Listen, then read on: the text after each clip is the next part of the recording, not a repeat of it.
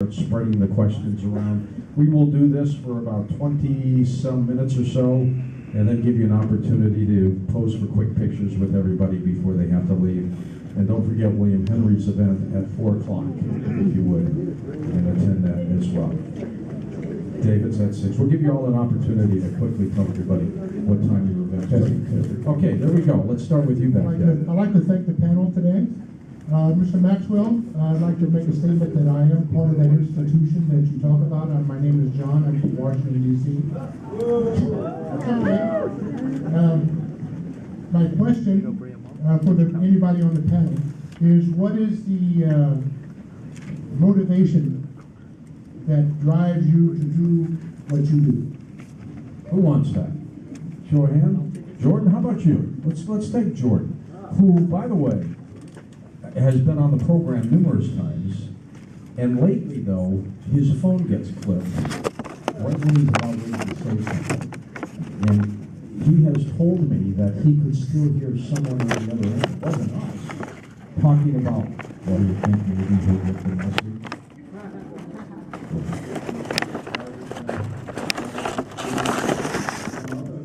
When I'm talking to someone, I will hear something click, and someone will come on and say, "We're listening to you." So I know that the government is watching me because they feel that I'm a loose cannon, because I know what they're doing. I know who these people are.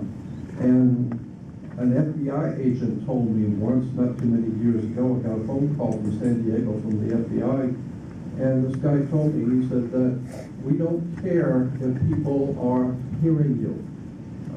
The government does not consider you to be a threat as long as people are hearing you.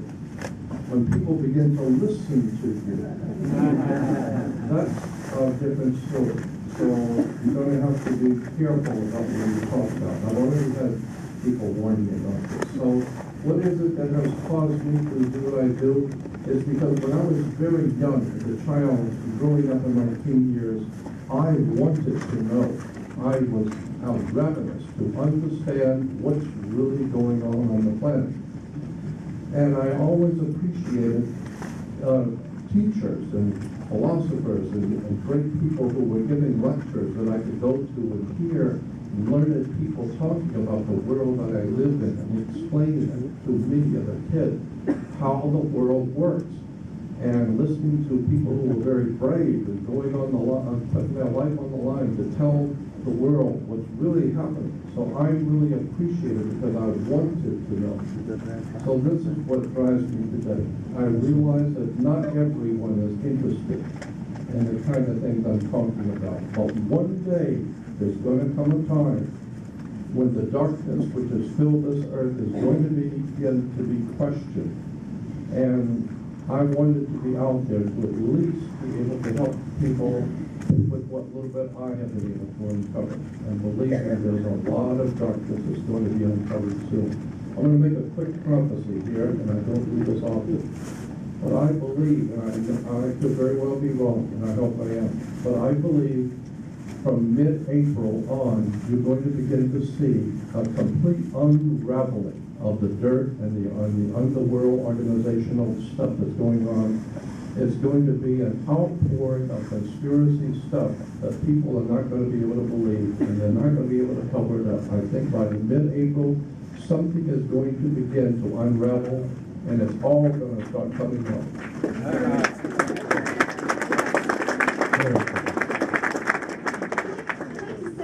What motivates me, and I think maybe what speaks for most of the people in this room as well as on the panel, is a search for truth. Yeah. How many of you would say that's your motivation? Is a search for truth? It really is. And I really also believe, because as a clairvoyant, I see who we are at the highest angelic levels, how we come down into this reality, how we take our incarnations very deliberately. I think many of us signed up for this, as one of our other panel members said, that we actually came in with the mission to try to bring this light onto the planet and to transform human consciousness now. So I think that is something most of us in this room probably own. And with all due deference to the gentleman from Washington, D.C., most of us on this panel, and I hope I speak for everybody, understand that the government lies, the media lies, and that people come here because they want to see people that seek the truth, that try to tell you face to face of what the truth is. And the fantastic thing is, when I started this panel in 2005, 6 years ago, I've seen it grow from a handful of people to this, to the amazing George Noory, now hosting the panel, taking my job yet again. He's pretty good at it. You know, pretty good at it. Not as good looking or funny as me, but he's good at it. So, and all of you folks are here because people like us behind the scenes have been out there talking about community, talking about us getting along, speakers getting along, all of us trying to get the truth out there, and understanding that there's now 7 people that control all 25,000 forms of media in the United States, and it's getting worse. And if you see what they're doing to the people that are the leaders of this movement, like me, the idea is that we try to get the truth out there to people. We try to go and experience things ourselves and understand it so we can impart it to you. And I think it's your hunger, your curiosity, your passion for the truth and that necessity for it that is going to change the world as we know it. You got something over there? There you go. Go ahead, sir. West of the Rockies. Here we West go. of the Rockies. For anybody on the panel, it's a physical sort of thing that I noticed that in the last 2 years, there's been this sort of discovery of these little things called rare earth elements with terbium and dysprosium and neodymium, and they're supposedly going to lead, and they're running all of our computers and cell phones and the colors on our TV and magnets that go into windmills and the rest of this.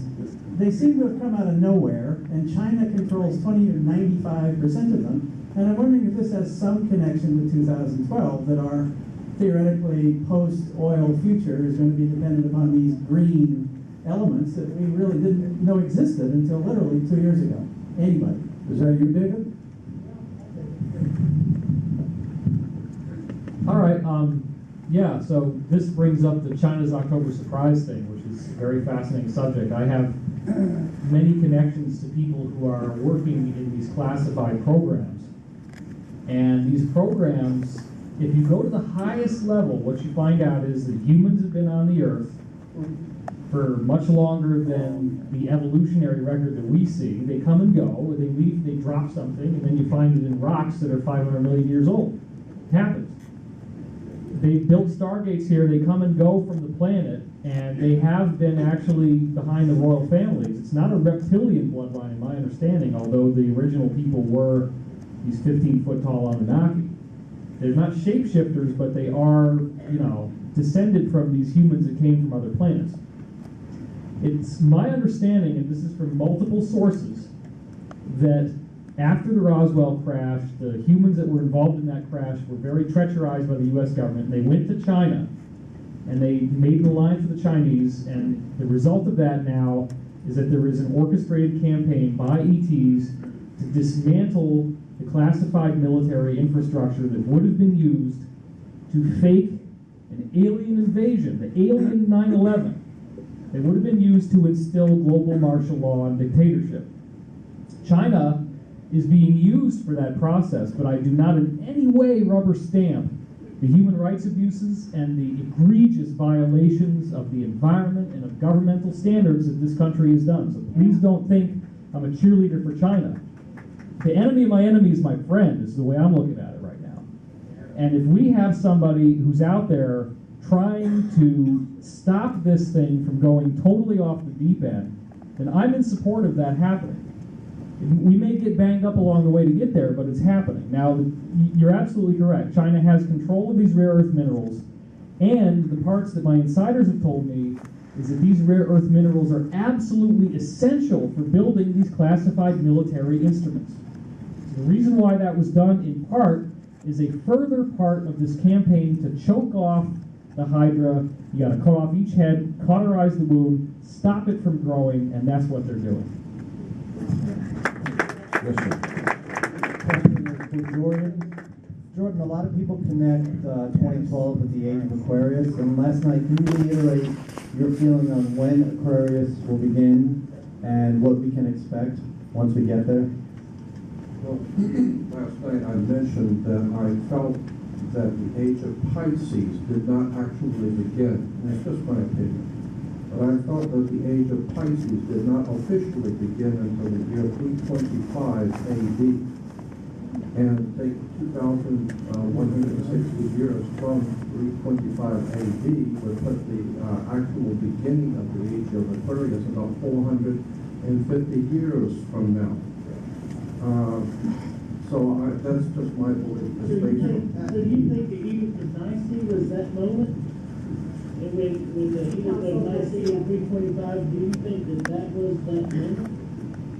I would tend to say that probably was the shot heard within the world that pretty much began what we call the age of. Yeah, I'm sure there's other astrologers in this room. How many astrologers do we have in this room? Each of the, roughly, each of the 12 signs of the zodiac is 30 degrees. Roughly, they take 2,160 years to go through each one. But in truth, some of them are shorter and some of them are fatter, okay? So Aries, for example, was supposed to start with 2250, but in reality, it started around 2150, okay? So that's, right around the year 2000. We have an 80-year cusp because the way it moves is 72 degrees, it's 72 years for 1 degree. If they're 30 degrees, you do the math, 2,160 years. So I think that we're actually in the cusp. So if you actually look at what the ancients taught, they believed that there was a golden age, a silver age, a bronze age, and an iron age. In the golden age, we were 3/4 spirit, 1/4 matter. You could say we were around the first or second suboctave of the fifth dimension. No, that's not true. Sorry, that's my opinion. Anyway, it's hard to be that short. Let me just finish this. In the silver age, we go 2/3 spirit, 1/3 matter. In the bronze age, which kicked in, that was all during the Atlantean time. We go half and half spirit, half matter. We hit the Kali Yuga, the Iron Age, about 314 BC. So we are in the Kali Yuga. But the Kali Yuga, which lasts, according to the ancient Vedas, some 438,000 years, where we're 3/4 matter, 1/4 spirit, has within other ages, golden, silver, bronze, and iron, within the Kali Yuga. So we were in the dark of the dark through the Middle Ages, from around the time of the fall of King Arthur, you could say, to the Renaissance. We moved into the Bronze Age within the Kali Yuga, which is characterized by mental, rational thought, science. Hold on, I already answered that, Dannion. So we moved into the Bronze Age around the time of the Renaissance. We are now in the Silver Age, which is characterized, we're moving into that by intuitive thought processes. What I think is going to happen on the other side of this is we're going to move into 1,000 years of the golden age within the Kali Yuga. And that's what's been predicted in Revelations, on Nostradamus, et cetera, et cetera. And this is because we're aligned with the galactic center in the horizon line of the galaxy. It's called the Eagle's Path. So it's as David was talking about, it's the transformation of our DNA through the quality of light that's coming through our sun. And so it's very, very exciting. Who's got a roaming person? One more, Mike, real quick. But astronomers and astrologers, Tricia, let me just get this really clear. 2225 AD is approximately when we enter the actual age of Aquarius. Pluto right now, which began to move in through Capricorn in 2008, is what is dismantling the government, specifically the chart of the United States. Right. So there's going to be a mini New Age, but the cusp lasts about 300 years. So the cusp begins around 1900, moving into the influence of Aquarius, whereas Aquarius, the actual age, begins in 2225. But Pluto moves into Aquarius in 2024, 2025, which is what's going to bring a new renaissance in the United States, a breakup, or some form of new government, something new in the United States, I think correct? you're right on. Okay. And I think Mike's probably got something to say about this too. I'm just going to say the physics is all about the spin energy of the planets. And the planets involved are symbolic in astrology. Basically, what we're looking at is the age of Aquarius is essentially on top of this right now. Because what you've got is an apocalypse that's taking place. place. Okay, and people don't understand what the word apocalypse means. They think it means calamity, catastrophe, the end of the world. It doesn't mean that. All it means is that a veil will be lifted, that we will begin to learn things that have been hidden from us. What do you think is going to happen when people start to understand all the things that they've been lied to about? All the stuff that's on the moon, all the stuff that's on Mars, the first book I did with Richard, all that stuff that's there. How about the monetary system? Do you guys realize how that, what a fraud that is? Yeah.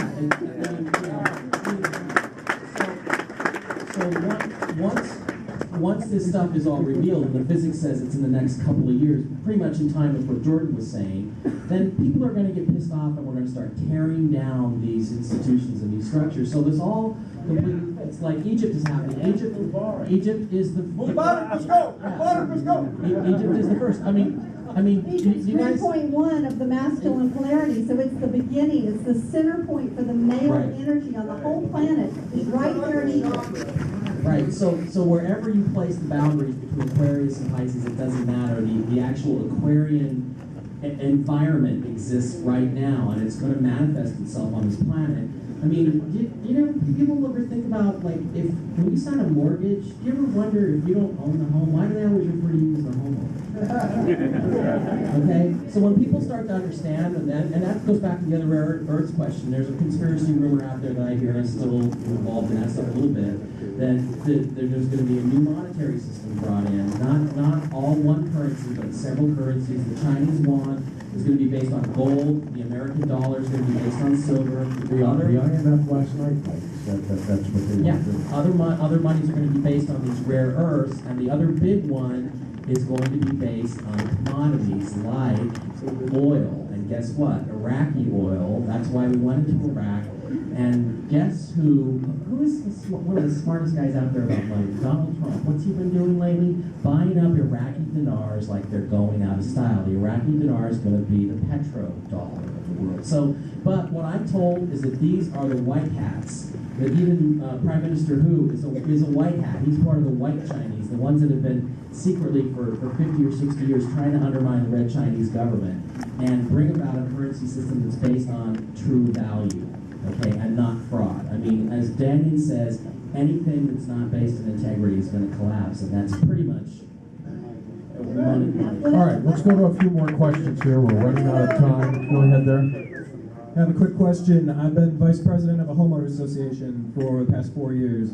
Underwater, everybody's going bankrupt belly up.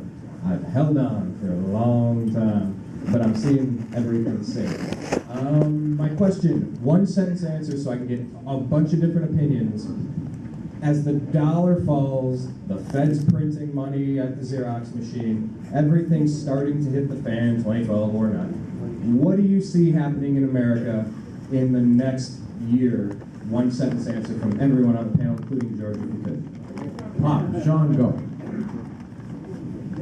Everything, overall. 1 year overall. First off, I hope you're not fond of St. Louis, Missouri, because the New Madrid Fault looks like it might rupture later on this year. Thanks. It also looks like, once again, you're going to start seeing the breakup of the United States probably into 6 sections and eventually 13 sections. And you're going to start seeing, again, astrologically speaking, now that Ron Paul is head of the banking committee, now that Darrell Issa is head of the House Oversight Committee, and now that Dennis Kucinich has actually introduced, who's spoken at this expo, a great guy, who's actually introduced something to nationalize the Federal Reserve, basically make it a government agency again, which everybody should get behind.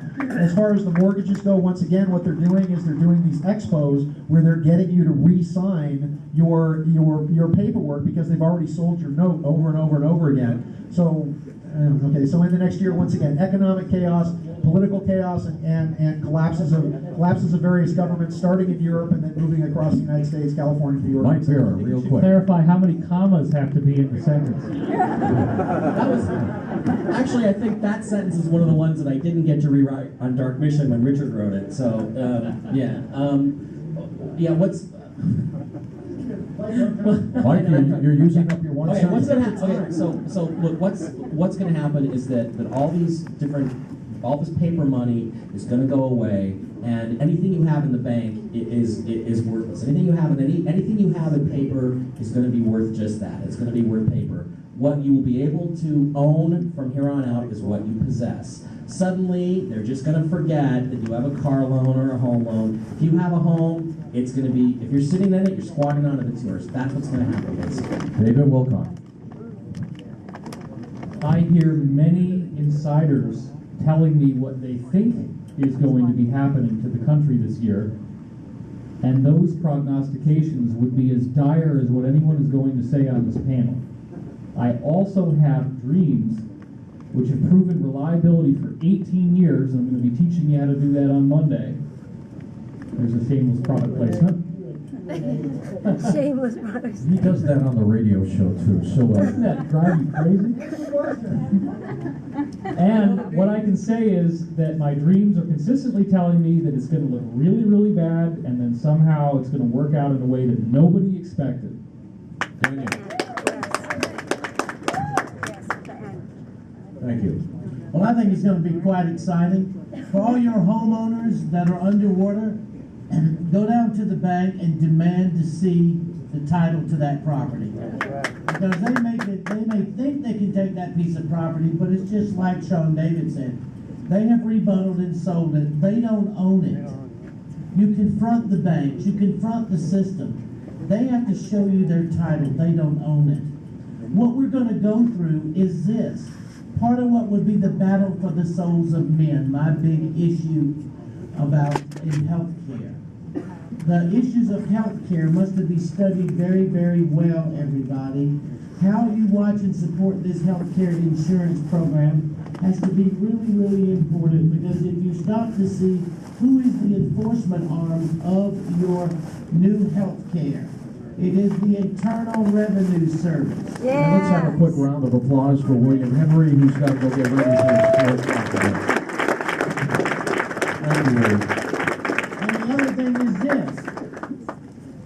This is a natural cycle to distract us, to think we own nothing and that we're desperate and it's pieces of paper. It's like Jordan said, hey everybody, we chose to be here to believe in the immortal, dynamic, divine part of us that came to this earth to hold love and light and focus. And I believe that's the miracle that David's talking about and Mike's talking about it. And I appreciate that all of you who come here to take that deep breath and remember it. Number one, we're not alone. And number two, we will win. No one will strip the divine connection that we inwardly know we have to the divine, no matter whether it was a religion, an institution, a government, or any other form that has come, like Jordan said, to strip us. And the Mayan says the cycle's in play. We'll win. Yeah. Quick line, Tricia. Ditto. Perfect. Well, mine's a little short and different. He just left his phone in here. I need to go give William his phone. And I would say buy gold and silver, sir. Yes. Jordan, go ahead. Well, as I said, I think we're going to see an expose coming out sometime after April or mid-April, and I also believe something is going to happen on the earth that's going to be very, very severe sometime in mid-April or after April 15th. It's going to be very severe.